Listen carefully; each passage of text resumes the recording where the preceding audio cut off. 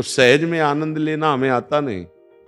हम लोग कुछ ऐसे दिमाग के आदमी हैं कि खूब मेहनत करें, पसीना चुआवें, फिर थोड़ा कुछ मिले तो उस पर गर्व रहता है, और ऐसे फ्री अगर दे दे तो बात समझ में नहीं आती।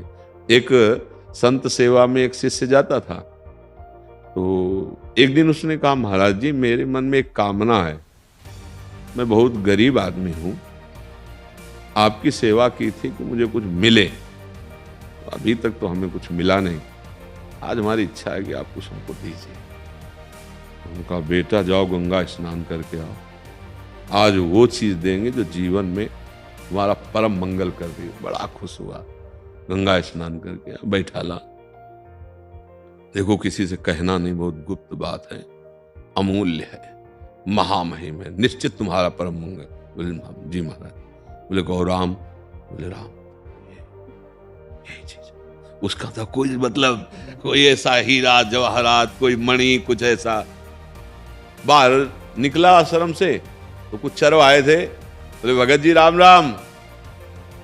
गुरु जी कहते किसी कहना नहीं है, तो चरवाहा भी बोल रहा है राम राम ऐसे। दूसरे दिन गया, बोला गुरु जी।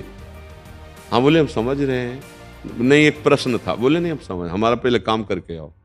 वो झोली लाओ, झोली नहीं, उसमें हीरा था।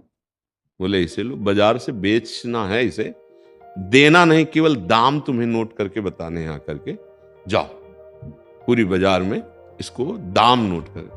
तो पहले सब्जी मंडी में गया, बोला गुरु जी ने दिया, इसके बदले में आप क्या देंगे? उसने देखा कुछ चमक रहा है, अब सब्जी मंडी वाला क्या जाने। तो उसने कहा 2 किलो आलू ले लो या 1 किलो बैंगन ले लो। कागज में लिखा सब्जी मंडी में 2 किलो आलू 1 किलो बैंगन, इसका दाम। अब वहां से गया, तो ऐसे बनिया की दुकान में दिखा, तो उसने देखा, फिर सामने देखा कि गरीब आदमी, कोई चमकीला पत्थर टाइप। बोले 1000 रुपया देंगे। 1000 रुपया। लगा यार वहां तो 2 किलो आलू, यहाँ 1000 रुपया।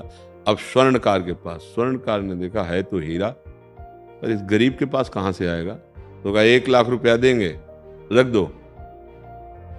1 लाख रुपया।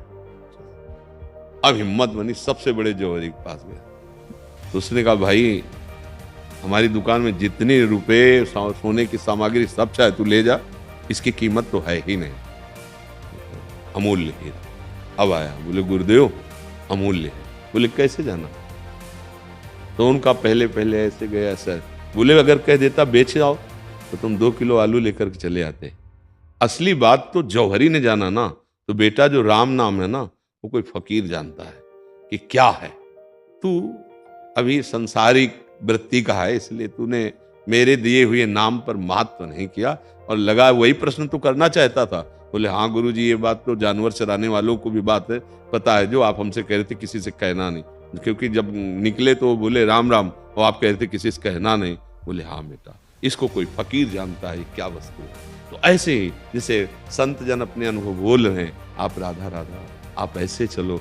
अब हमको लगता है कि ये तो इतना करके आए हैं तब इनको ऐसा मिला है, मतलब वो करना जरूरी नहीं, वो जो कह रहे हैं मान लो, तो बस वो जहां है वहीं तुम पहुंच जाओगे। क्यों? आप सरिस चाहें सब कीन्हा, ये परम बात है। ये जरूरी नहीं, संतों को जो भगवान कसते हैं जगत मंगल के लिए, वो तुम्हारी कसौटी नहीं हो सकती।